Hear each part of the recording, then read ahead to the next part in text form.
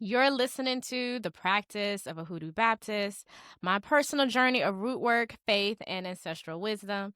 I'm your creator and host, Chelsea Von Chaz. This is where I honor the ones who came before me, share what's been passed down, and walk you through my experiences of being unapologetically aligned, covered by spirit, guided by blood. Today, a very special guest. I'm going to try my hardest not to fangirl out because I'm trying to kiki all the way. Today, I'm talking to EbonyJanice, a dynamic lecturer, transformational speaker, and multi-faith preacher? Preacher? For real? Okay, I'm gonna ask about that. And also a creative dedicated to decolonizing authority and reimagining liberation through hip-hop scholarship, womanism, and Blackness as a religion. Her work sits at the intersection of spirituality, gender studies, because that's important, and Black girlhood, using dialogue and story as tools for both personal growth and collective freedom. Her latest book, which I'm definitely going to get into, All the Black Girls Are Activists, explores Black girlhood, ancestral veneration, and radical wholeness as pathways to liberation. EbonyJanice, thank you so much for joining me today. Thank you for having me. Thank you, thank you, thank you. Because let me tell you something. This has had me and the entire book club I'm in the chokehold ever Oh, since, last summer, last fall, last spring? I was July about to say, 2023. We 2 years because, old in these streets. okay, I was about to say, because for the book club, I'm in about 2, maybe 3 book clubs. But for my book club, I want to say maybe it was Summer for Last, but maybe no. I feel like it was just last year because Mhm. we were gifted. Yeah, yeah, The yeah. entire book The- club was gifted the book okay. last hmm summer, last hmm spring. Okay. Yep.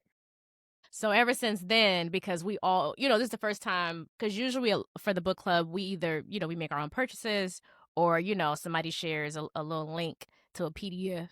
But Uh-huh.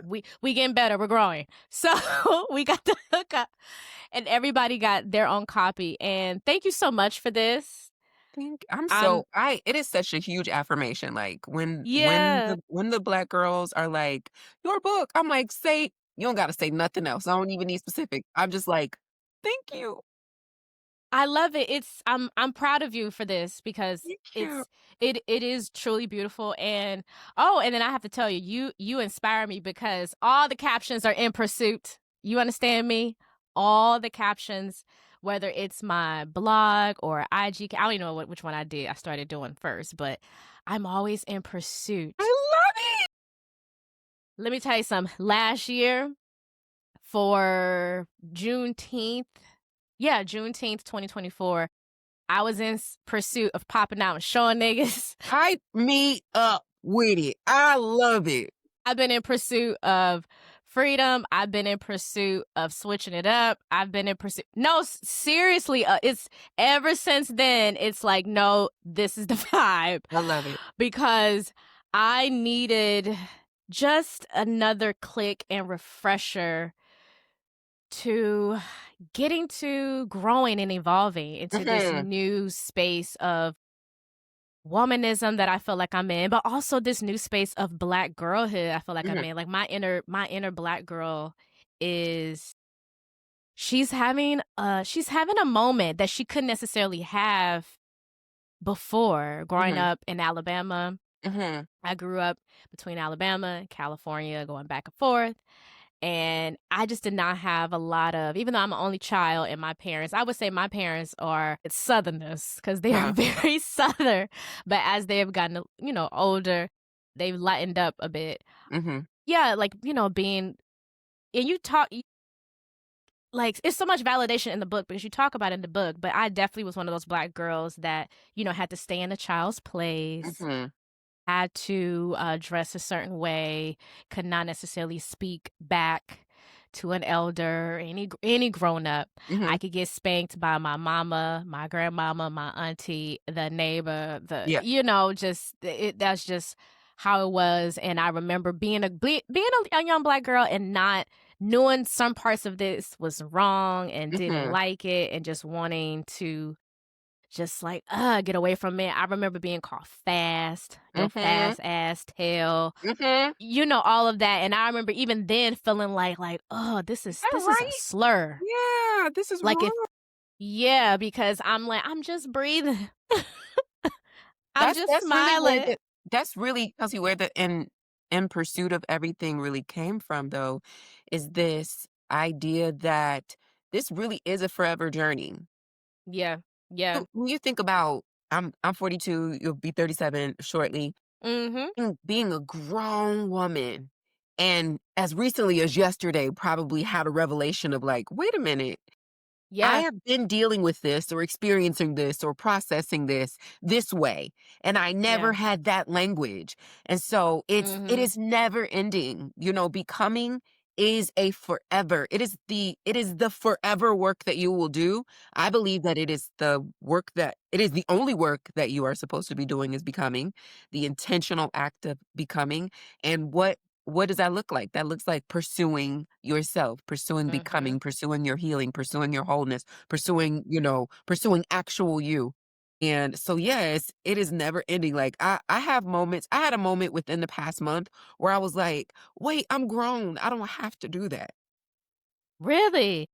Something that I've been doing as it pertains to my family for Mhm. years. I will say it, going home. I'm originally from Sandusky, Ohio, and my family. They're only my grandmother has 6 girls. Of the 6 girls, only 2 of them have moved away from Ohio, and so Ohio isn't particularly home for me anymore. But it's where all of my other aunts are. Where my family is. Okay. And so I would still travel home, once or twice a year or whatever. And my last trip home was kind of the worst trip that I had ever had. I think that there were other experiences prior to that trip that I was having similar experiences, but being from an enmeshed family, you just kind of socialized into like, oh, that's just how such and such is, or that's just how such and such is. But my last trip home really, really was very enlightening for me because what happened was Okay. I was trying to get to diamond status on Delta. And so, so I had like 2 more flights that I need to take this year. So I'm like, okay, I'll go to Sandusky. And so I flew first class, meaning I spent some money. And then from a little small town. And so I was not staying right in town because there wasn't the kind of hotel that I prefer to stay in, Yeah, yeah. if you're picking up what I'm putting down. Okay. So I spent a bit of money on that as well. And then because I didn't stay right in town, I had to get a rental car. So I'm thinking about this recently about how hurt I was from my last experience home. And I realized that I could have went to Jamaica. Mm, I spent the money, the equivalent of the money that I spent to go feel isolated and rejected and mm. as an outsider and all the things that I felt. And it hit me just about a month ago. You don't have to do that. You don't have to go there. It is not a Yeah. thing that you have to. You're not gonna get a whooping. You're not gonna get in trouble. You're not gonna. And so it just feels like this. Like I was 42 years old having this revelation of like, you don't have to do that, right? You don't have to. It's like the good girl complex, the like there are all these things that you're just undoing. And so like I am like in pursuit of actual Ebony Janice. Actual Ebony Yeah. Janice would have took her butt to the Bahamas. To get her groove back. To get Okay. I would have got me some braids, shades. Let me quit. And I would have had it made. And moving forward, that is what I shall do. I was gonna say, now you know. Now Say you I know. said, say less, higher self. Say less. But I'm glad you shared that because I think we all are still kind of stuck in that space where we feel like these obligations are just like set in That's stone what it is, yeah. and low key just obedience is just there. And you ain't Wow. realized that you was still agreeing to Yeah. some stuff with your behavior that you really don't agree with. Like, Yeah. I don't actually agree with this. I don't actually think this is okay. And especially when it comes to family. And if this wasn't my blood family, there is no one else outside of my blood family that could Yeah. treat me this way and I would let you repeat it. Like nobody else could 2 times make me Yeah. feel that way. Ever. 2 times you made me feel that way, 3 times, 20 times, like, nobody else. I would look at my friends and be like, "Why are you in this abusive relationship?" Like, Yeah.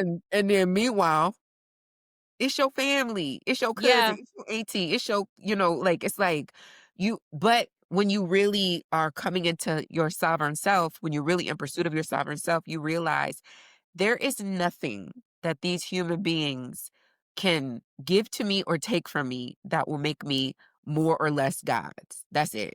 And Yeah. so, whatever approval or whatever I've been seeking, talking about it with my therapist, but Okay. whatever I've been seeking from them for all this time, I am never going to get it.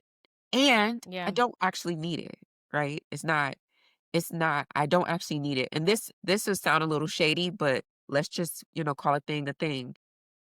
Really, if anybody, let's move on. Anyways, what's next? Okay, in suspense. Like, talk about it. If No, it's okay. anybody should be putting this, I do feel that way though. Like, Yeah. I'm carrying this family on my back. What do Yeah. you mean you don't fool with me because I'm not a Christian? You know what? And you okay, even in the book and also online. I love it when first of all, your lives feel so intentional, not even trying to be parasocial about it. But it's like no, when you hit the live button, it's intentional. You're like, no, I'm triggered, or no, I just saw some bullshit. Let me talk about it. Let me correct you niggas. Whatever it is. And I'll be Super. so sweet, And you and then you hit but it you up. know what it is. Yeah. And right, softness. Still in pursuit of being soft now. The softness is there. But I was gonna say you talk about that often from social um to your writing, the labor that black women, black girls are expected to carry. It's like this unseen, yeah, like this unseen labor. How do you because I feel like what you just talked about. I feel like that's what we are trying to, or what a lot of us are doing, is just to move out of that space where, one, I don't feel like I have to do this. I Mhm. realize I don't have to do Yeah. this. Mhm. I don't have to allow people to talk to me a certain way. I Mhm. don't have to care about this person or that person's opinions. Yeah. They're not obligated to my time, the entitlement. I can just turn that aside. How for a lot of us it's easier said than done. I mean, like, and it's part of the work of liberation, I Yeah, for think. sure. Just yeah, like for sure. Like, how do you define um I guess like the spiritual labor of it? Because I think, it's some internal things first that you got to like process for yourself and say, okay, I don't have to do this. Mhm. Let me move on. Let me just say no. I think for a lot of us it's hard, for not for me personally. I love the Mhm. word no. I love But that for a for you. lot Mhm. but I love that I can say no personally and not feel no way about it. It's a no for me, dog. But I know a lot of us No, yeah, it's can't do definitely a that. struggle. It's absolutely a struggle, and I would say, just a combination of that what's inside that question, like the spiritual labor, the emotional Mhm. labor, all the Mhm. labor that it takes for us to even arrive at this. That's the reason why I said becoming actual Ebony Janice is the only hard work that I'll ever do in my life, Yeah. because it is hard work. And I will say that one of the most profound tools that I have used to support me in this journey is Mhm. inner child work. Got But it. I'm very literal about it. I Mhm. see the thing that's happening is happening to little Ebony Janice. Mm. And it is I have, you know, 40, really 30 some years in the game of allowing big Ebony Janice to experience certain things that I would never allow little Ebony Janice to experience ever again. Ever, ever again. And so when I talk about stop playing with me, especially talk about little Ebony Janice, Yeah. and it makes me this is my baby nephew. I said we were talking before the before record got pressed, and I was talking about therapy. I've been in therapy for a little over 8 years. I went back to therapy when my baby nephew was born. I have nephews older than him. I have 25, 18, 16, and then an 8-year-old. But the 8-year-old is the first time that I ever lived in the same place with my entire family in one place. And I had not been around my entire family in my adult life at that point. I went away to school and I never lived in the same place as my family. And so I was obviously had a close relationship with my other nephews, but not um to the extent of this baby. So I didn't Mm, know that they were being raised the same way that we were raised. And it was very triggering for me. mm. And I Okay. I also didn't realize that my parents in all the years that I had been away as an adult still saw me as their baby, like, as their child, and, like, even though I have been paying my own bills, some of theirs, that they still felt like the way that they could talk to me and be in relationship with me was exactly the same way. So I had gone away and really changed a lot and evolved a lot, and in a lot of ways, my family, a lot of the experiences that they were having was still the same, and so I got into therapy, quick, quick, quick. Call the doctor. Quick, quick, quick. Doctor, doctor, before I die. Honestly, girl got the therapy quick. And and I realized that one of my motivations was my baby Mhm. nephew. That Wow. from he's a fresh, clean slate. And what I want for him is to have such a tender experience in this life where he feels safe, where he doesn't, where he feels like we all got his back or somebody got his back, where he doesn't have to feel like the unhealthy vulnerabilities that I felt as a little girl and things that I experienced in my own childhood. And so I'm making this connection to my baby nephew, to little EbonyJanice, because seeing him grow up has helped me to kind of layer little EbonyJanice is now about 8 years old. Mm. And I, look at little EbonyJanice is in 3rd grade. And, little EbonyJanice, if the teacher, say something smart on my baby nephews, like, if I can't read your handwriting, then if you can't read your handwriting, then how do you think I can? And Mhm. so how big mama is gonna show up for that is we don't talk to little EbonyJanice that way. Yeah. We don't if you want to offer some correction, then we do it Yeah. with tenderness, we do it with softness. Otherwise, go ahead and give his parental guardians a call because Mm. we will continue to work on it, the way that we do. We don't talk to him that way. We don't talk to little EbonyJanice that way. We don't talk that way. And so I use what's happening with my baby nephew to really help inform the language for myself when Yeah. things happen. So my dad, for example, it talks really heavy. He just like talk heavy. That's just kind of how he talk. He could be talking about the plants. Who watered the flowers? Sir, relax. Honestly, relax, Jacob. No, because I don't, because I have language, because I don't let people talk to the 8-year-old nephew that way. Mhm. Little EbonyJanice now has language for that as well. So I have told my dad over the last several years, Dad, I'm just a little bitty baby. You can't talk to me like that. You have to Yeah. Mm. I'm just a baby. Why are you talking like that? This is how I am. You're gonna have to figure out a different way to be with me Yeah. then because you cannot talk to me that way. Yeah. Yeah. And as a Black woman from a super enmeshed Christian family, Mhm. it has been I have been, really ostracized and rejected sometimes because your family doesn't believe that you should go no contact in Black families for the most part. Mhm. Mhm. And I have no contacted a couple times because you not finna talk to little EbonyJanice like that. Yeah. There is no thing that you have any power over big me, certainly not little me, to the extent that you think you Yeah. gon' say words out of your mouth to my baby. So, all those words to say, that has been a profound tool for me, and I feel like when I share it with, my dream clients, my Dream Yourself Free clients, they feel very similarly like, "Wait a minute, you're right. I'm not letting nobody play with little me." It's harder it may be harder and more difficult for me to create those boundaries for myself as, as big Mhm. EbonyJanice. Like I'm years in the habit of, performing a certain way. But when I center little EbonyJanice, Yeah. Yeah. everything must stop immediately, because who do you think you're talking to? I was about to quote Beyonce. Who the do you think are you? You ain't married to no average bitch, boy. Yeah. That's real though, because first of all, I'm proud of you. I commend you because the inner child work, really looking at like what happened then, what's going on, and what's still coming up for you. Still. What's still coming up for you. And I say I'm in therapy as well, and that tends to be my favorite part, because I can go back into memory, use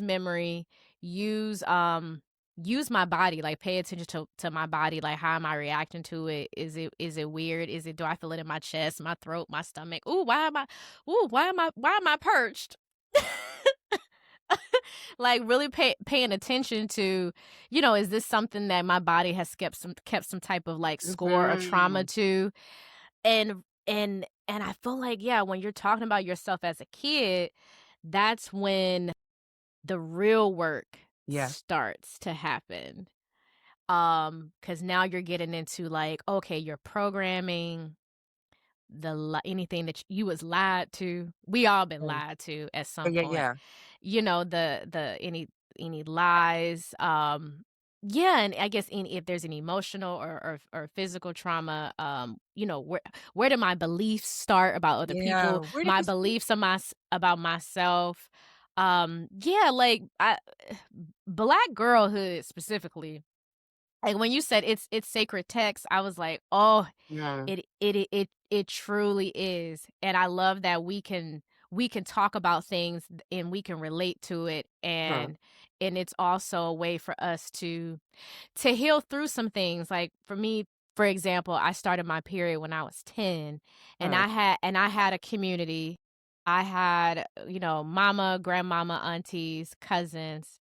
I had a community. Having other friends at that time, I realized, oh, not everybody's situation is like mine. Yeah, yeah. And there was a lot of, maybe more shame there in their household for them. Um, they're hiding it already. And I'm like, I don't know Why would why. we do that? Yeah. Yeah, Uh-huh. like why we do that. And it's been really interesting seeing even now, like folks who are grown, because I've been doing doula work for about over almost 2 years now. But it's really interesting seeing folks who are grown and still like holding on to certain practices that they first started when they were younger. And that can be, it's not even just about like with the period, but that's just what I've noticed because that's the work that I'm in. But even like from the way that we wear our hair, Hmm. the way that we wear our makeup or no makeup, our beliefs of red lipstick, our Mhm. beliefs of tight clothes, Mhm. skirts can't be too short, Yes, your hair can't be, it can't be, I 'cause it couldn't all wear my means hair pressed. something. Yeah, 'Cause it all means it all something. means Yeah. something, and Mhm. even as a child, you're like, I just want to I look just wanna like put these Janet purple Jackson. I just wanna put these pen tip caps on my Yeah. fingertips so that I can have long fingernails. Yeah. It doesn't mean that I'm a whore. I'm 7. It doesn't Right, mean it's that. like, "Oh, I I'm just I just 7. wanna be Mhm. a kid," and it's I like, was, like, "Oh." thinking 2 things when you were just saying that. What? Imagine if little you had this version of you to advocate for her, Yeah. or to Yeah. even in moments where beliefs were being, you know, embedded into her Mhm. psyche, for at least one adult with a little bit of Right. sense to say, "Let's think about that," you know? And which leads me to my second thought while you were saying is, I think a part of the pursuit of your actual self is interrogating everything, even the stuff you think is you really do believe that. Talk about Interrogating it. every single thing, no matter how firm you are in your belief of this thing, like, "Oh, no, I believe that." I'm willing to interrogate these other things. Interrogate everything. I remember when my best friend came out as gay, Mhm. not even bisexual, gay. When he told me, I was like, "You sure you gay?" It's like gay, gay. I remember thinking, "Am I gay?" Which feels like a silly thing to say, but I was so surprised by how seated in his supposed heterosexuality he was, and that he had not questioned or deeply interrogated his sexuality. To the point that when he did, he had an experience and it really opened up something for him. And then once he started to just ask the questions and pull the thread apart, it was not bisexuality. And the reason why I like go there or, some other, sexuality or some other, Hmm. preference or like reality of his, identity is because we used to live together. I saw him knock down hella baddies. So I'm like, what, I'm like, I saw you with the baddies. I saw it happen, and so it wasn't I am bisexual, I still this. And he Yeah. said to me, "No, being physically intimate with a man, there is no reason for me to ever have this experience." And I was like, "Oh, no, no, no, you're actually gay." And so but I'm saying that to say we were in our 30s when this happened, and I thought Mm. he had never considered this, and I know he's my best friend. We tell each other too much. It's, like, a little inappropriate how much we know about each other, so I know it's not something he Yeah. was hiding from me. It really was like, "Okay, here I am processing this, whatever." So I thought to myself, "Am I gay?" And then I'm saying, "Am I a woman?" And Mm. again, it sounds silly, but it really was an opportunity for me to confront the Yeah. very cis hetero reality that I grew up in as a Yeah. Christian woman. I've never questioned what my sexuality was. I just have been heterosexual. I Yeah. never questioned my gender. I'm just a girl to, Mhm. growing into a woman. And Mhm. so, and while those are, come to find out, I do like niggas. Yeah. That's really a thing. Come to find out, I really am a girl, but not just a girl, that girl, excuse me. Okay. Period. So, but it really was through like actually giving myself permission to ask questions that might have seemed silly, but the reality is interrogating everything gives you the opportunity to say, somebody else kind of told me this and I've never asked any questions. So what other things have I been told and never asked any questions about? Period. And so Yeah. now I give myself permission to ask questions about everything like, do I really mean that? Or have I just been Yeah. saying that? And how many times I have found out that I didn't want that. That wasn't my actual dream. That wasn't the thing that I really meant. Like here I am now uncovering these new, portions of my identity that if I didn't give myself permission to Yeah. pursue that, to ask those questions, to interrogate those questions, Yeah. and then I wouldn't have even known this version of myself for sure. No, I feel that because for me, I had a lot of questions about my belief centered on religion and spirituality for a couple of reasons. One, I grew up Christian Baptist from Alabama, both sides family, majority Christian Baptist. However, there's a sprinkle of different of individuals of different religious backgrounds. Had a granddaddy who was Muslim with the nation, got a 5%er in there, got a Buddhist in there, got an auntie and an uncle that's Jehovah's Witness. You only see them when somebody dies, but you see them outside the I'm about church. to say they be okay. Outside the church. I always Okay. be like, such and such died. Let's go meet Auntie Bev at the door because she ain't coming Huh? in here Yeah, yeah. and she'll meet you at the house. A couple Jehovah's Witnesses. And yeah, but overall, like and hoodoo practitioners, a lineage hoodoo practitioners on one side of the family. And I just never felt this need to like pick and choose one. I just always felt the pressure of one, Okay. mainly like to stay Christian or to stay here because that was the majority of the folks. But because I had these other really, cool individuals who never judged me, never picked at me, never tried to convert me and nothing like that. They Huh. just love me. And I just, I can ask questions.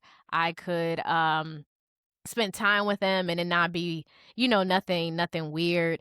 But I really loved that. But it was moments where I just questioned, like, do I even want a religion? Do I want to have a home church? do I want to have to deal with this and that person? And am I making my decisions based on, like, Yeah. my negative experiences because of these individuals? Like, like, I don't know, because for a while, I was like, "Man," I wanna say I went through a little phase, maybe, like, late high school, early college. I was like, "Man, being a monk gotta be it because they ain't really gotta deal with nobody."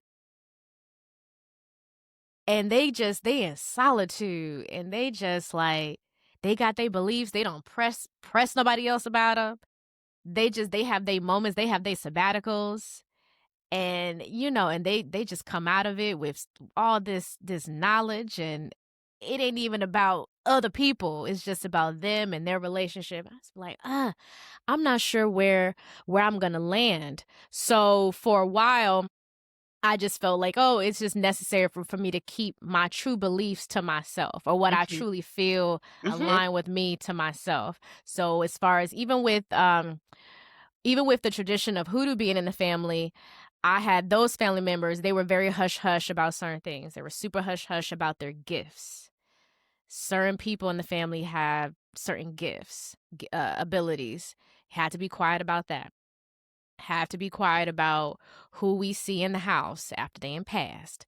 We have to be quiet about any other practices that we did, because we had one person who may, be going to church, but they doing their thing at the house, and that's why some people come to the house, mainly because they're taking care of people, because was a time black folks in particular, couldn't go to a hospital, wouldn't be admitted to a hospital, didn't trust being at a hospital, or so on and so forth.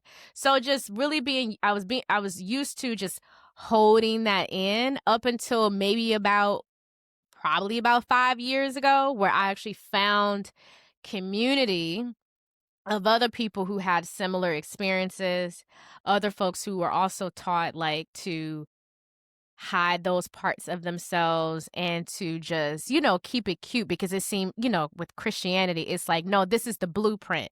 This is what it is. This is all that matters. This is where you're at. But I was always questioning it, because to me, that's where I did feel a lot of the oppression happening outside of at the house, because I didn't Mhm. have that growing up at home. Okay. But when Mhm. I go to church, it's like, Yeah. now I need to talk a certain way. Now I can't be talking. Now I need to um be quiet about, like, certain things. I can question certain things. So it was just like, what kind of community do I really want? And what is it? Why can't I just really be myself in this space? So I had to look for certain tools. And I love that you talked about tools and certain practices, prayer, ritual, looking at what ritual is in your own way, personal way, and keeping away of things being demonic, because I've heard that so much of my life, Mhm. as far as things being labeled demonic. Everything is And this, related. that black girl Bible Belt, black girl and the Bible Belt for sure. Um, what was something that, because, yeah, like, I don't want to ramble, but because I love what you're saying. It's like, yeah, I feel like we can all relate to these things. Sure. But yeah, for sure. Like, but I would like to know, because you have really tapped into. I love that you share your journey to ATRs, African traditional religions. I love that you share your journey there, as far as what you have shared online.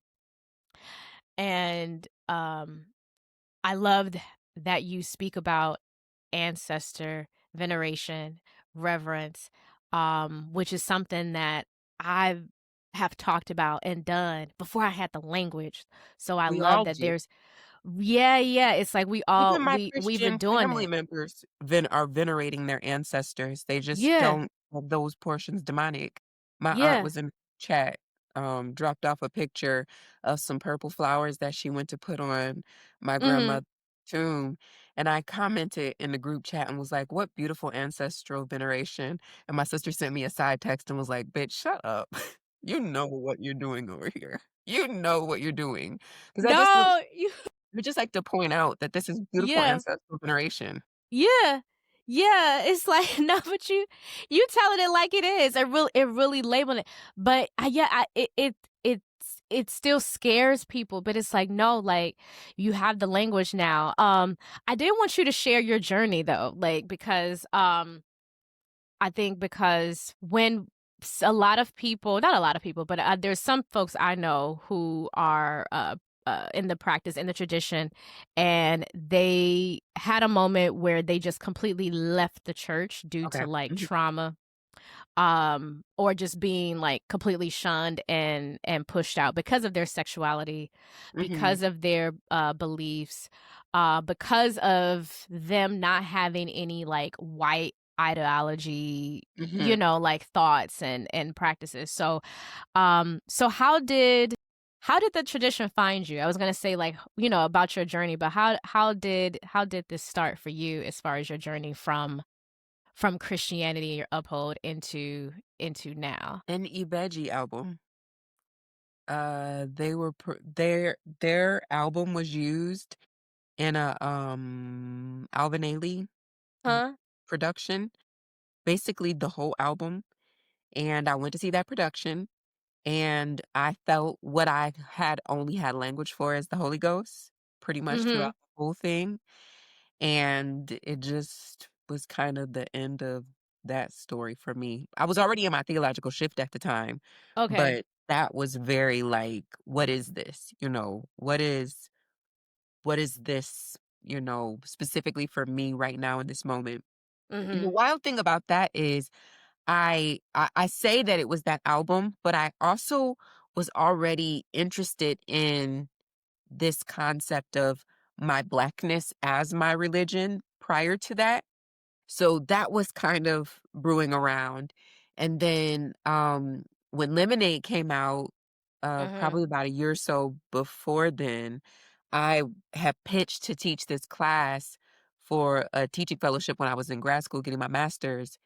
It's called the Black Girl Magic and Beyonce's Lemonade. I can't remember the subtitle, but it's basically um unraveling all of the unraveling all of the Black spirituality in Beyonce's visual album. Mhm. Got And it. so it got accepted for me to teach it. So I ended up teaching this for my teaching fellowship when I was getting my master's degree. Nice. And so I was kind of already studying, Okay. but I wasn't just focused on Ifa. Um, Mhm. I was because there's the final call, so there's Black Muslims, there's her standing on the hat as Marie Laveau, there's voodoo, there is obviously hoodoo, there's Southern Mhm. Black Christianity. There's all this Black religion that's happening in Lemonade that we don't necessarily talk about a At lot all. Mhm. because the focus on Oshun ends up happening so much. But I was from, formation, I was sold.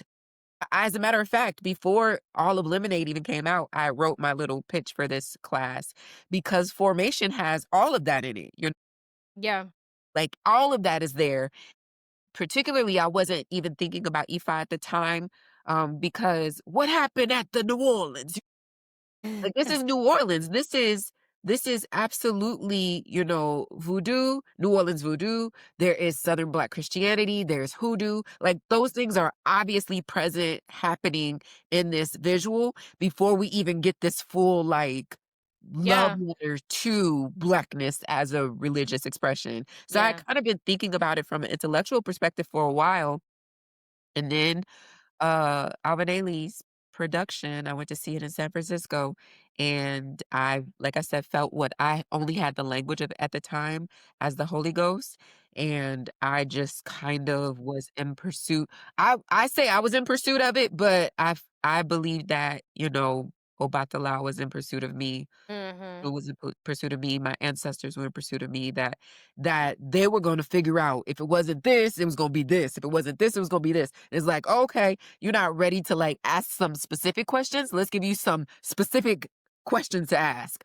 What is Ibeji? What are they talking about when they are singing about Oya? What are they talking about when they say come to the river? What are they talking about? What is this about? And Yeah. so that was really kind of the beginning. I don't know that I've ever told that story before. It's kind of the beginning of Oh, that's cool. Okay, exclusive.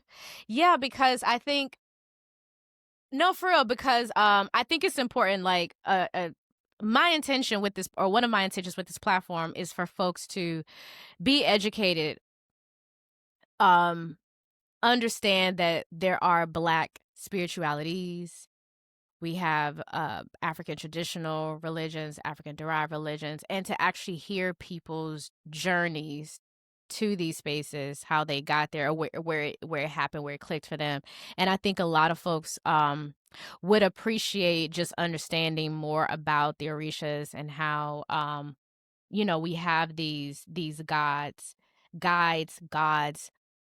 beings that Guide, are, not yeah. yeah, because Ifa is monotheistic, so Yeah, we are not worshiping the Orisha. We are yeah, worshiping one God, but yeah. the manifestations of God through these Through guides, these, through these forms, right? For yeah. sure. Mhm. Yeah, yeah, absolutely. Thank you, because yeah, I think it's just so important for folks to hear your perspective, one, and to see how it comes up in so many ways.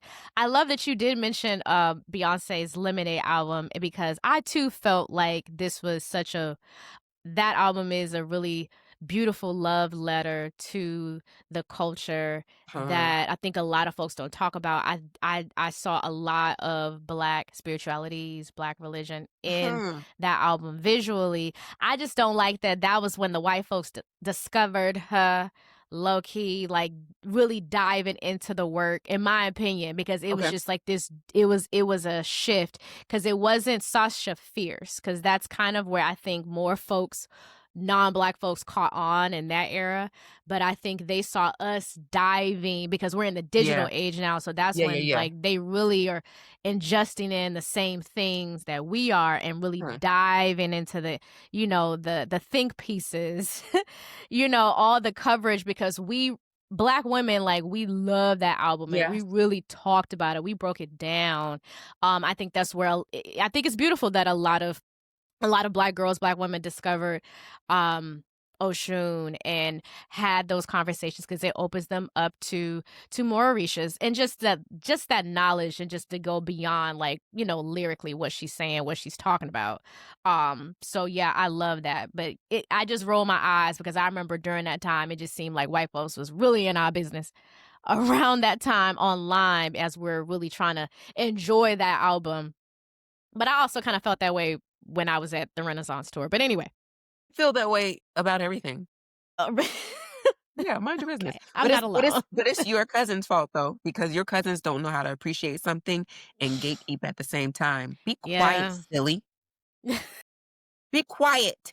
You if I say something and it's because I speak one of the languages that I speak in multiple languages. One of the languages that I speak is I speak in the color purple.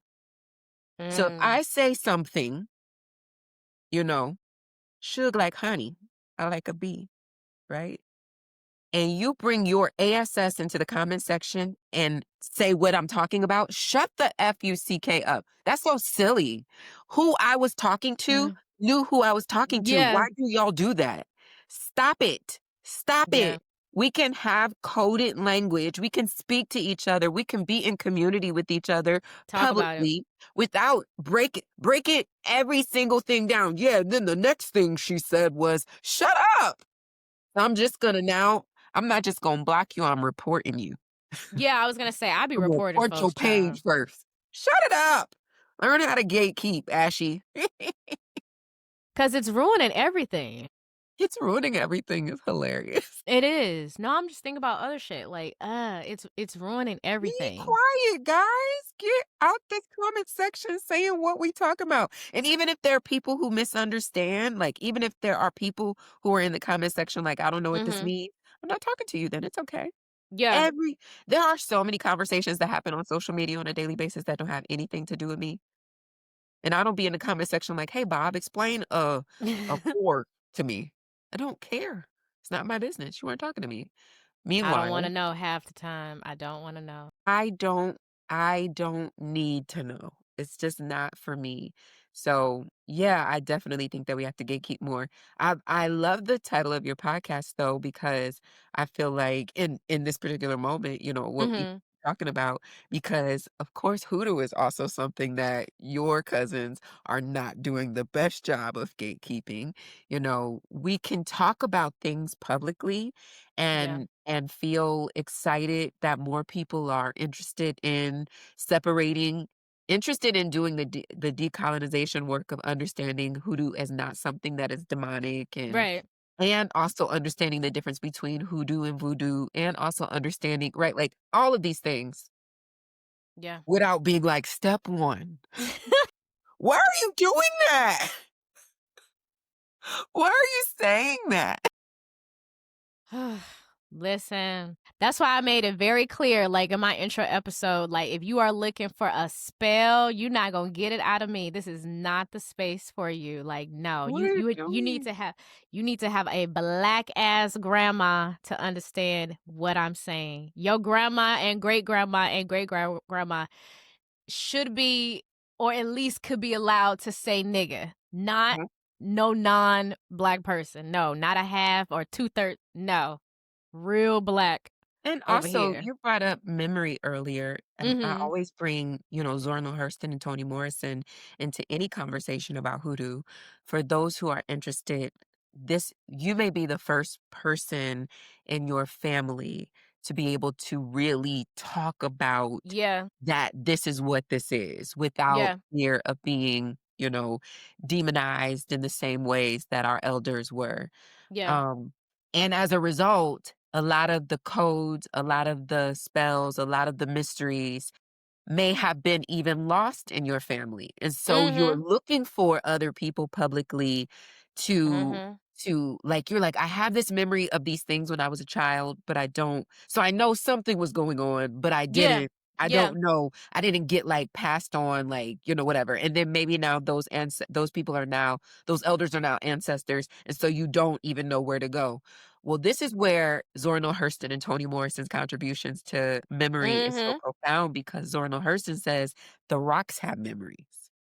Toni Morrison takes it even further and she says, well, I won't say she takes it even further, but she takes it and she says, like Zora Neale Hurston said, if the rocks have memories, Toni Morrison says, then clearly our spirits have a memory. And so there's just no way. This is part of also what I feel about womanist theology, particularly as a Southern Baptist girl, because I grew up Baptist as well.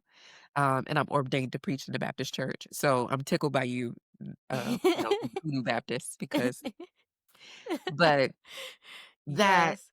that there are, that we have to believe our spiritual knowing is the gospel. Mhm. Because for Black Americans in particular, there is destroyed intentionally, there is lost, and there is just little documentation in a lot of ways. So what Yeah. you would have to believe that God forgot about us, or you would have to believe that God doesn't care about us for us to be one of the only groups of people to have had our history and so much of our heritage blotted out. It's now even illegal to teach about it, right? Which Yeah. also is a thing that I say often. It's demonic and it's illegal. It Yeah. sounds like you should be trying to figure out what they're trying to keep from you, but that's just me. Absolutely. But so this comes to me and I'm like, God hasn't forgotten me. So my spirit, I trust it like this thing that is deposited into my spirit, I trust it like somebody wrote this down and passed me, put it in a piece of paper and put it in a little conjure bag and handed it to me. I know this is the truth. I know this is the truth. There is no way that, especially based on the way that I was socialized in an anti-black, anti-black everything, especially my religion and my spirituality, there's Yeah. no way that I would know this thing that I know. So while this may not have been documented in the way that these other sacred texts, quote fingers, were documented, my heritage, my history, my spirituality hasn't been lost. I just have to do the deep excavation work of trusting and believing when this comes up for me. And the beautiful thing about that is when I'm on this journey it brings me into community with people who can then share more with me because made myself I have shown myself trustworthy in this intimate community, and Mhm. now it is possible for me to be in relationship with information that you might have that I didn't have other than these things that spirit had revealed to me. Yeah. Yeah. Mm. I am the I'm definitely the first to it's not living in silence for me. Uh-huh. Got it. Uh-huh. It's um I do believe it is my way of reclaiming what cannot be outside, Yeah. what cannot be Sure. openly passed down. That's what it feels like to me, and I'm really grateful for the community that I have found of majority beautiful Black women from all over, and who have these um beautiful stories and ways and practices Huh? that have truly poured into me, whether someone who practices Ifa, Santeria, Candomblé, Mhm. just hoodoo, all of us just it's like, no, we're here reclaiming. Yeah. We're all just here reclaiming our shit. And yeah, I feel more determined now than I ever have, because even when I remember being a teenager and still feeling the feels, it's like I know what this is, and still, Yeah. I had Yeah. mad questions because my mother grew up with her grandmother. She was the straight up practitioner. My mama said they were never sick as kids. Yeah. She did not allow she did not allow anybody in their house. Uh-huh. Yeah. Nobody white Yeah. could come near them. And my mom shared that because I took my mother to see Sinners. I already knew stories about my great grandmother, Mobile. My grandmother's from Talladega. I just got emotional thinking about the fact that Okay. the things that you're saying is the way that I was raised, but in Ohio. Mm. Oh, my grandmother's from Mm. Talladega, Alabama. Okay. Very Christian, so Yeah. she would have Yeah. not said ABCG whatsoever, but we were not sick. Yeah. There were so many things and the way that my grandmother interacted with white people was also a very unique and particular way. And Mhm. so when I heard you say that and I heard you say that you're from Alabama, I'm like, "Where you Oh my goodness.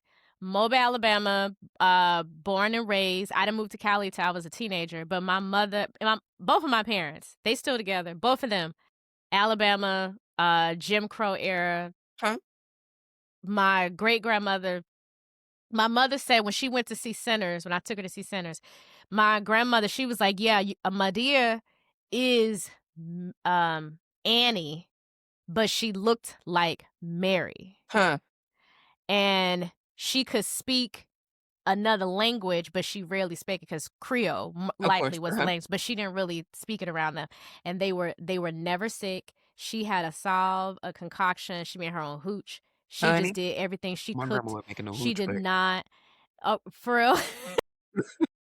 She did not. They were not allowed. My mama said the first time she had fast food, she was in either the ninth or the 10th grade where she had Burger King for the first time. But other than that, they only cooked her food yeah. in the Mhm. house, and that was it. And she said it really makes her a little sad and emotional because it's certain things that she remembers, but unfortunately, my grandmother has dementia right now.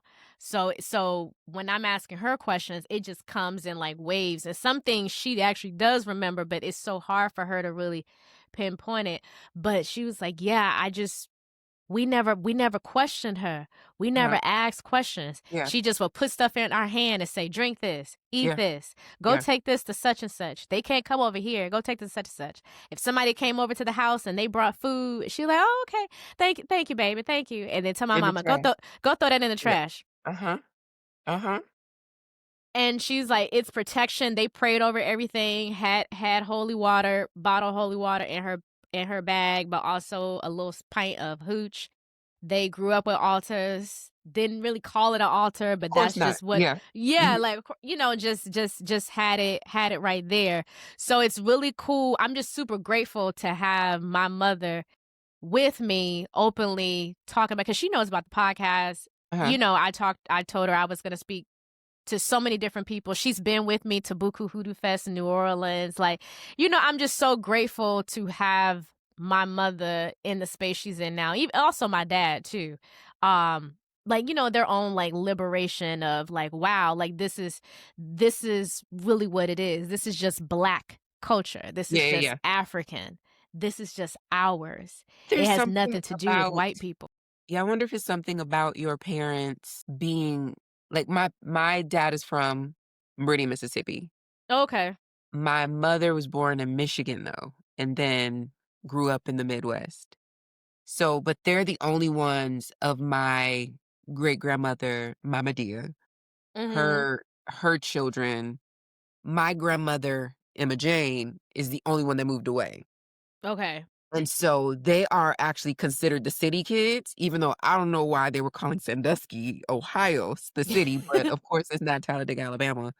So The very, South. Out yeah, the out the South. South, so you're in the city. Yeah. Yeah. So there is hearing you talk about your parents' capacity to be in relationship, even with the, intricacies and the, nuances of what you're navigating right now, because so much of it is things that is sacred memory for them. And Mhm. so they can't necessarily be like, you going to hell because they grew up with those Yeah. practices. Yeah. Whereas for my dad, it's less of a conversation, my journey. Mm.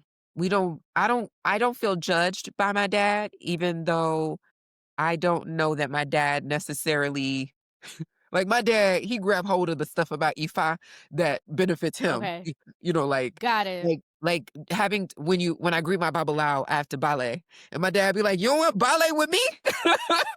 Like, I am not about to. It is a thing that, if my dad acted like he had some sense consistently, I probably would greet him like, oh boy, Yeah, yeah, yeah. baba. But you being a scoundrel. I can't even trust you to be consistently act like you got some sense. I'm But screaming. but with my mother, because my mother grew up totally separate from those practices, and of course the Mm. mother carries so much, imparts so much of our beliefs into us. As my grandmother decreased some of her practices as a result of being super Christian in the Midwest, in a place where it wasn't as widely practiced as if she Yeah. would have stayed in Talladega. That means that by the time it got to my mother, the practices exist, but they have decreased. Which Mhm. means that by the time it gets to me, those practices exist, but we are the first generation of, you know, it's not a conversation. We're the first Yeah. generation who would full blown look at it and be like, this is demonic for real in my Yeah. family. Yeah. Even though they had these practices. And I even brought up my mom and her siblings being called the city kids because whenever they would go to their grandmother's home, my grandmother's mother's home, she would make them, you know, kill the chickens and wring the neck and Yeah. do all the things, like Yeah. trying to give them back portions.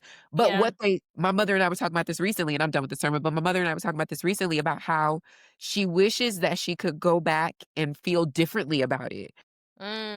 because as a child, she felt like they're trying to haze us, they're trying to Okay. they're punishing us for not being from Mm. here. But and in some ways that might have been it, honestly. In some ways, that is maybe how the cousins did. Their cousins maybe did Yeah. feel some kind of way about them because they were educated and had access to different things that they didn't have access to, and Yeah. you know that just specifically about my family, right? But now as an adult, she looks back at it and she's like, because I had to do my first rooster sacrifice and I was talking to her about it. It was making her uncomfortable, but whatever. So I was talking to her about it a while ago when it happened. Um my first priest sacrifice, like me, not somebody else Mhm. for me doing it. And it was just a big deal for me. And so my mom was just very interested in that. Like, how did you feel? Da, da, da. And it brought up this memory for her of Mm. having to kill a chicken. Obviously, it's different from what I was doing but there is still something there. There is still something there about not having relationship with the animals and understanding, the sacrifice that they made either, for us from a spiritual perspective or even for this will just be food for us, right? There's and because they were so disconnected from it, I'm very interested in how that adds to the demonization of Yeah. blood ritual that involves animals because you have like this totally skewed misconception of what's happening here. You just go get your chicken from the grocery store. You don't know Yeah. nothing about the fact that this animal actually has offered something for you Mhm. and that there is a beautiful Yeah. reverence that could happen if it wasn't for this huge disconnection from farm to, table, right? And Yeah. so how a Yep. lot of words to just say. I love hearing you talk about your family from Alabama and how your parents are able to navigate, in relationship with you, even if they don't consider themselves, right, the same. Yeah. Yeah, yeah. Yeah, I mean, that even like thank you for sharing that too because I love that story and I feel like anyone who's listening who has I mean, so many of us just have these similar things and we just don't know. Or we think it's so unique. uh-huh, But I'm like, no, like these are our people. We huh, are our ancestors, truly. We huh, have their gifts, we have their features, their language, good, their uh-huh. recipes, like we have it. We are them. Um but yeah, like it's just, with time and patience and talking to them and just giving them the language that they weren't necessarily allowed to Yeah, have, yeah, yeah, like just, uh-huh. like giving them so much grace. I'm like, no, y'all grew up seeing colors only and whites only and, having to not deal or not being able to do certain things. But also, y'all had certain freedoms from being in the deep south where there was no a lot of white people around and Huh? just the luxury of that. But yeah, You I didn't know love how it. good you had it, did you, grandma? Right. Right. Did not know all this land, all these acres. Man, no, it's beautiful. I told my dad earlier this year my father went to the cemetery because I found one of his aunts who passed away in the 70s.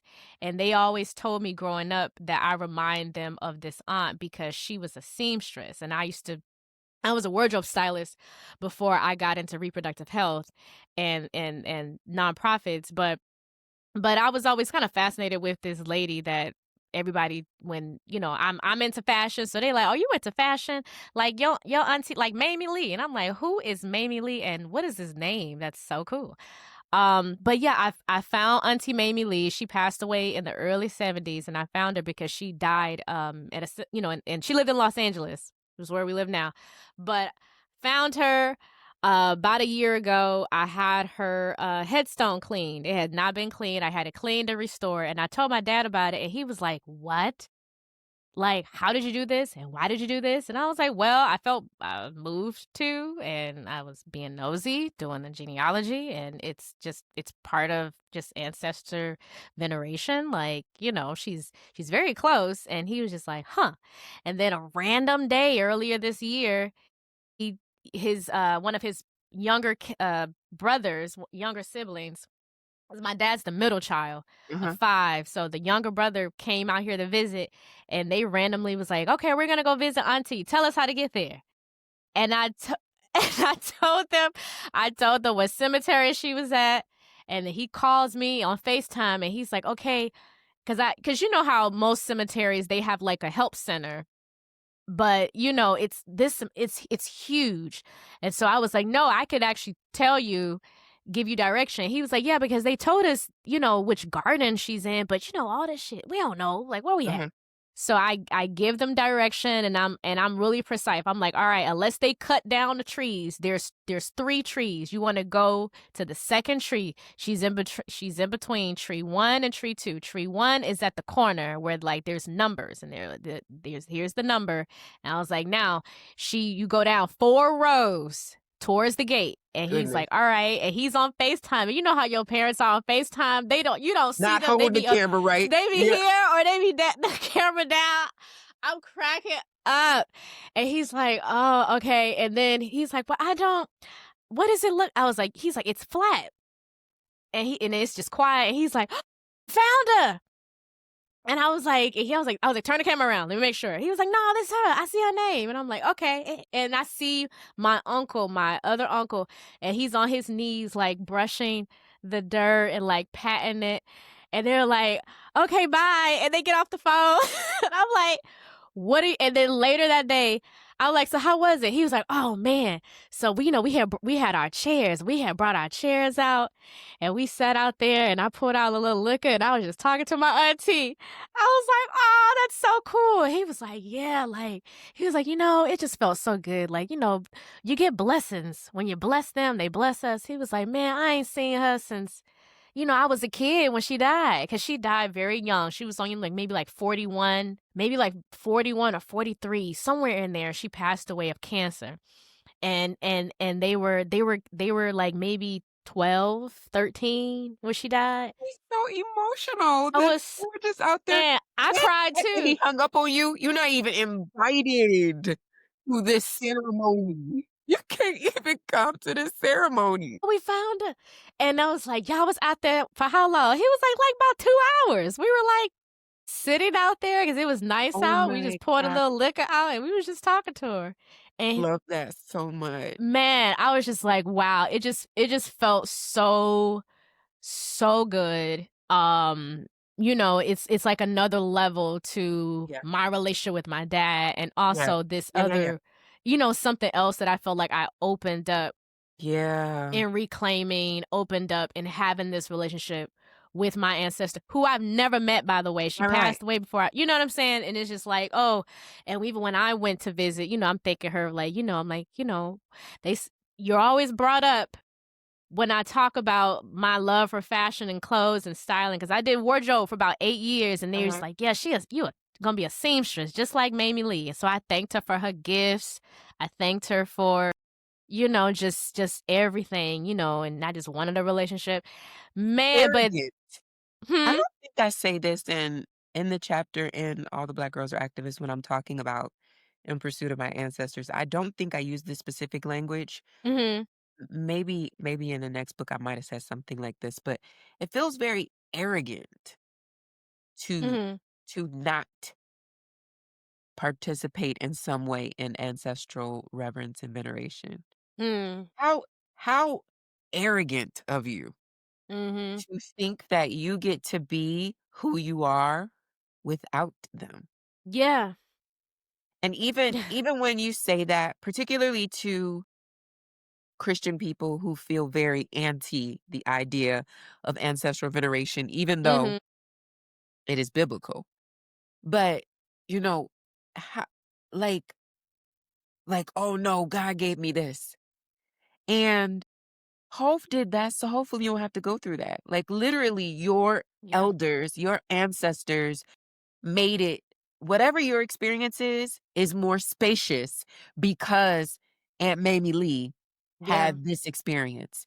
You yeah, never needed to know her, meet her. Here's the proof of yeah, that. The fact that you went through so many years of your life with people saying you, "Oh, it's so much like Mamie Lee, so much like Mamie Lee, this, da, da, da, da, whatever." Consider that, just using my spiritual imagination in this moment, hmm, what it meant for Mamie Lee to potentially be the first person to do the work that she was doing yeah, and to not even be able to think about success, potentially just thinking about survival with this skill. yeah, Now you get to do it and be playful. You get to do hmm, it and know that somebody else in your family has done this, and that hmm, so even if we don't get into the deep spiritual implications, the literal reality of somebody telling you your Aunt Mamie Lee used to do yes, XYZ has created a spaciousness for you of possibility because you don't have to imagine yourself in that space as the first one because the first one has already done it. yeah, So, who the heck do you think you are to not be like, "Auntie Baby, yeah. girl, take this clean headstone at the very least." I can do that for you. Like, what in the Yeah. audacity? Yeah, cause I just never just from hearing about well, I've been going to funerals since I was 4 or 5. I remember my first funeral when I was, like, 4 or 5 years old. So, I just always had this, um I guess, just this thing with a spiritual relationship with someone who's passed away, and I also, yeah, didn't need to meet the person if I Uh-huh. hear the name and something stuck out and then it's brought up. So, yeah, but most of my ever since at least I was 10, hearing her name, being just natural and I just figured I remember, like, consciously figuring, like, "Okay, maybe this is why I'm naturally drawn to this Huh, thing." huh, Or like this path, like it's I made it up to this point and it's just natural. I can't help it. I may not be as great at this part, but I'm really good in this part and I just want uh-huh, to keep going with it and grow with it. And I feel that way about so many folks hmm, in my family, which is why I truly, for me, root work, conjure work is one thing. But the root for me though is the veneration, uh-huh, the reverence, because it really truly it pours into me and I pour back and it keeps me going. Never been afraid of a cemetery. I go out and kick it myself. I am that person to wipe headstones, clean it myself, or find somebody else to come and professionally clean it. And I talk about that with other folks too all the time, not caring. And they're like, "What? I don't know." Like it's like what cemeteries are some of the most peaceful places. it's gonna happen, guys. Yeah, Everybody's chilling. everybody is chilling. Before we go, I did want you to, if you don't mind, talking about what you're working on right now and the future because I already I mean I clocked a little T on the socials to peep what you're creating and the new space and programming. Uh-huh. But also, are we getting ready to write a new book or have we already started writing a new book? It exists. It is with my editor as we speak, yeah. Ooh, Yeah, come my next on. book is called Real Soft Girl Shit. The subtitle is A Womanist Reclamation of Radical Vulnerability, and it's called Real Soft Girl Shit because it's dedicated to Meg the Stallion, AKA Megan Pete. Nice. And, and basically, I am actually the foremother of softness. So everybody talking about softness, you're welcome. I introduced that language and that Period. definition years ago, separate from a Nigerian woman on social media years ago, on Twitter several years ago, was talking about having a soft girl life. Mhm. And we are not talking about the same thing. She was talking about luxury, which I applaud, but Mhm. Mhm. unfortunately, it has gotten out of control, and oftentimes when people are talking about softness or soft girl or, they're centering, luxury and/or they are passenger princesses, and so they're centering men in their Yeah. narrative some kind of way about being a soft girl.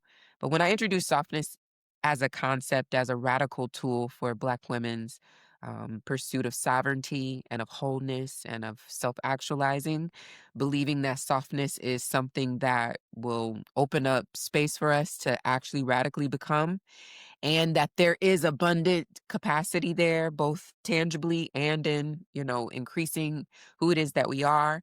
And the first person to actually introduce a definition of what I meant by softness, I really was in this space of realizing that um, I was a thug, thugged out, slightly bugged out, fuck with my tongue out. I was a thug, No, that's and right. yeah, I was a thug, and not that there's anything wrong with being a thug, but I felt it in my body, and I really got that, like, "Ooh, my body," every time I, got a book, because if you knuck, I'm a buck. Yeah, every time I'm living in this reality both, as a strong Black woman and, all Yeah. these things, I'm living in this reality, and it's really impacting my body. And it's really impacting the way that I exist in relationship with other people. It's really impacting all these things. Yeah. So I was working on other things, of course. All the Black Girls Are Activists was the first work that came to, became flesh.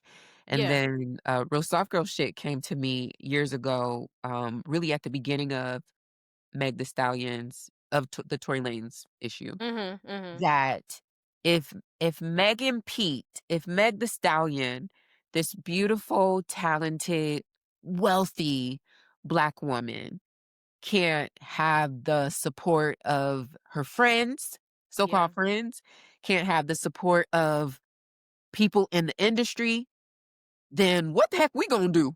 yeah, And I've also dedicated the book to her specifically because I felt like, or I feel like, she has been so soft in this yeah, journey. in this whole She's been process. so radically vulnerable. She has Yeah, cried. She has talked about therapy. She has said, "This hurts yeah, me." She has used language that a so-called strong Black girl or strong Black woman wouldn't historically reach for. She has said, "This hurts my feelings. I don't like this. This feels unfair." She's really used that kind of language. And so I dedicated, of course, real hot girl shit, so I came to real soft girl shit because I wanted to write a book both um supporting people and realizing that when I talk about soft girl, I'm not talking about what you talk about. yeah, I'm talking about this real soft girl shit, which is crying, which is yeah, weeping, which is moaning, which yeah, is, healing, which is, really getting honest about, mm, how I arrived here, and which is really confronting my relationship with other Black women, which is yeah, really confronting my relationship with Black men, which is really confronting um how I arrived at this strong Black girl, persona. This mhm, My public presentation can be super serious, and, because Black girls gotta be serious to be taken yeah, serious. And so when I talk about real soft girl shit, I'm talking about a deeply seated regulating nervous system, and it's radical and revolutionary, as my softness archetype Toni Morrison proves that it's possible to be deeply seated in your body and still do really mm, hard things. That mm, softness is not about, just luxury, even though I want you yeah, to, do the things that make you feel good. But softness is about our wellness and our wholeness. So Real Soft Girl Shit comes out in mm, 2026. And yeah, I've just recently launched this. It's more than a book club, it's kind of a portal, a space, a pre-altar before we get to the actual ceremony. And it is currently right now at Real Soft Girl Society on Instagram. And basically the goal is to give us the prerequisite materials, because I know that when Real Soft Girl Shit comes out, that there are going to be people who want to critique both the fact that I am the foremother and the forefather of softness. I've done my research, and my archive approves this. But also, people really feel some kind of way about Black women pursuing softness. It is yeah, really a thing. Both the luxury definition of it and this deeply seated, whole sovereign version of it. yeah, And so let's do some work. Let's talk about the elders and the ancestors who have been moving us in this direction in the first place. yeah, And let's, get our prerequisite materials. That way yeah. won't sound elitist in 2026 when Okay. you're in my comment section thinking you telling me something, and I can tell you you're not qualified to have this conversation because you haven't even read the prerequisite material. So that's what's coming 2026. But I'm also just dreaming. I'm dreaming about um land in Mm, West Africa, and I'm dreaming about love, and I'm dreaming about um, deep, intimate community with my tribe, which is Black American women. So mhm, continuing to create conversations and programming that supports us in our becoming. yeah. And I'm sure some other stuff that I'm doing. Oh, and I'm reading romance novels all the time still. So that's just kind of what I'm doing with my life. In the pursuit of Yeah, becoming. in pursuit of my sovereignty. I just want to be actual Ebony Janice. Yeah, Because I believe that that's the only sin I believe in. If I believe in the concept of sin, should I leave this earth as not me, I have sinned against God. mm, That's the only thing that I came here to sent you to earth to be Ebony Janice, and you was somebody else. Sin. No. So my sovereign self, that is the holy work that I was called here to do. So Mm. that's what I'm doing. Ashe. Amen. Amen. Ashe. I'm saying amen. Thank you so much for talking to me. You said so much. I'm about to bust. It just I love it. I love it. It's much needed. It's right on time. I'm so glad we got a chance to chat. Yeah, cuz as you were talking, I was like, yeah, I think my softness is it's a radical softness. Mhm. Want the space to be vulnerable, the space to say hell no or nah. Like seriously. Mhm. And yeah, and you mentioned Toni Morrison. Toni Morrison I feel is a huge inspiration for you, like center point, and I love that.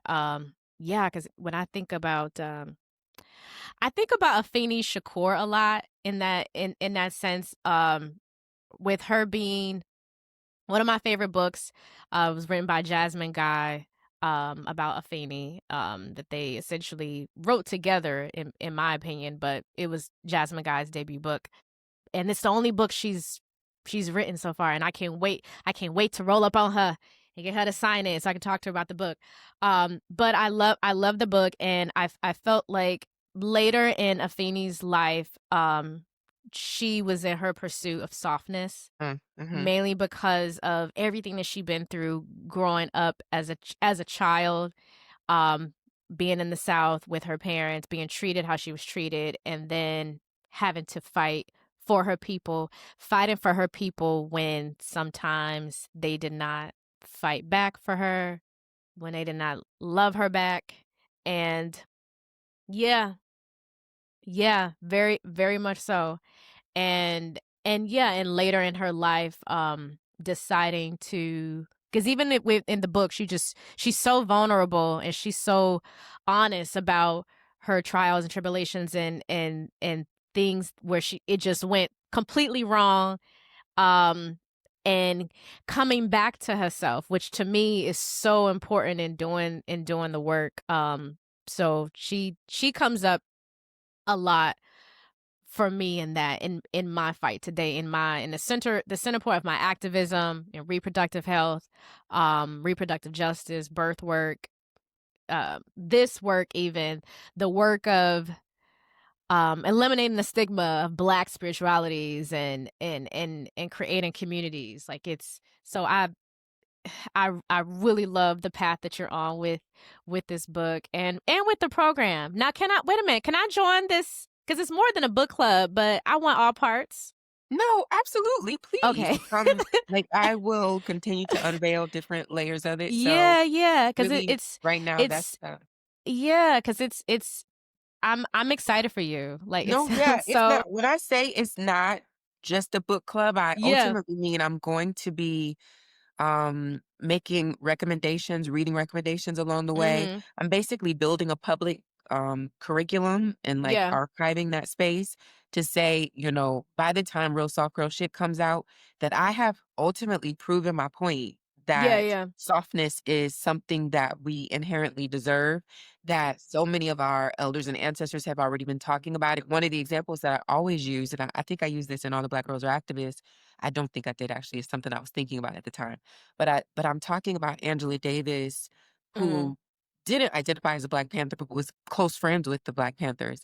And she has consistently said that if the Black Panthers, what they believed is that if they would have been meditating, if they would have been doing yoga, if they would have Mhm. been taking care of themselves, whole spirit, soul, and body, that she fully believes that so many of them would still be alive, that the ones that Mm. are gone because of age or because of, some other condition, that there Mhm. would have been, but I don't even just think about the physical manifestation of sickness. I think about the spiritual manifestation Yeah. of discord, because if we Yeah. were meditating during, right now, right? If we are taking better care of ourselves, if we're really focused on actualizing, if we're like that is community building, that is, making sure Mhm. supporting one another, taking care of each other, that is passing along information in such ways that we are gatekeeping and Not because we don't love and care about the power for all people, but Absolutely. order for us to really understand and experience liberation,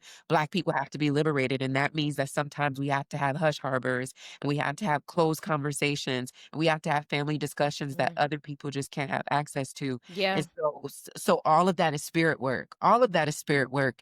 And so right now in this moment, I feel like so deeply that we have the opportunity to heed the voice of our elders Mhm. who have been profound in both the dissemination of language and information and giving us language for how we are to be doing this freedom work that we're doing, Mhm. but also are the proof of what will happen if we don't. Yeah. We know what happens. We saw it happen in Ferguson. We Yeah. see it happening right. There is no movement for justice that can be separate from a spiritual, holistic movement. And that will require us to be able to sit down in our bodies Mhm. and Mhm. really, you know, do the work of regulating our nervous system, Yes. do the work of experiencing ourselves as precious and tender and worthy in these bodies, not of we'll understand it better by and by, which is so much of what our elders and ancestors understood of what our understanding.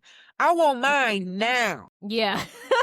Like this lifetime, This right now, lifetime, this right body, now. this body, and my grandmother and her mother and her mother did not create this spaciousness for me to be talking about the same things Yeah. they were talking about, especially not in the same way. And so, what a privilege that I'm standing on their shoulders. Mhm. I'm literally standing on their shoulders. And as a result of Yes. me standing on their shoulders, I can see something that they were not able to see. I'm privileged to see from this space because I'm standing on their shoulders. And the thing that I see, I know it. I know it. I know this framework works because I am healing myself. I'm healing my family. I'm healing my community. We're restoring. We have support. We are taking care of ourselves. We're expanding, right? I know these frameworks work because I lived it, baby boys and girls. I am living it. So yeah, it's a really um an altar before we get to the ceremony. The ceremony is real soft girl shit, but the altar is like, okay, we gotta pray and we gotta read Mhm. the hymn, we gotta sing a hymn, we Mhm. got devotion, we gotta do offering, we gotta, have a little A and B selection from the choir. That's happening in real soft girl society. Mm. Thank you for doing this work. Thank you for having this having this idea, this moment, and wanting to share it and not making it just about you, your journey, and your healing. But I mean, you said it earlier, like you're protective of Black women and you love Black women, and it truly shows in the work that you're doing. And I'm so happy for you. I'm so grateful for you. Thank you for talking to me, for a little girl talk. I needed it. I truly needed it. Um, yeah, I'm excited for you. So y'all, don't sleep on EbonyJanice. It's not too late to pick up your copy of The Black Girls Are Activists. If you a little late to the game, it's not too late. You ain't late. You right on time. Huh? Because Soft Girl Shit is coming out 2026 and we got a curriculum coming. We got some homework. Thank you.